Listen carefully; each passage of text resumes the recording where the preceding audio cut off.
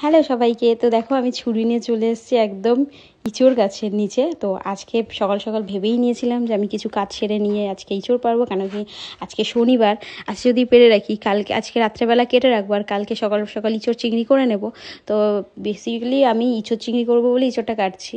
তো এখানে তোমরা জানোই যে নিজেদের বাড়ির মানে গাছের ফল বেশ ফুল বেশ ভালোই লাগে। তো এখানে আমি পেরে নিলাম। আর ইঁচড়ে তো কাটলে প্রচণ্ড আঠা হয়, তো আমার হাতে আঠায় অল্প লেগেছিলো, যেহেতু আমি ছুরি নিয়েছিলাম তো অতটা লাগেনি। তো আমাদের কি বলো তো, গাছে ইঁচড় অনেক হয়।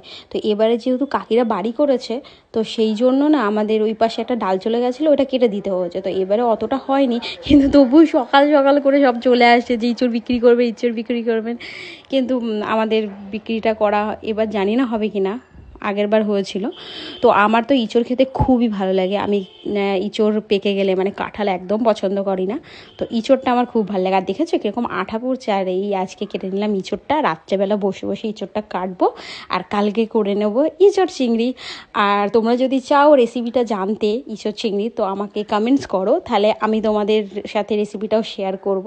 তো এখন tata, bye bye, next video পরে আসছে, টাটা।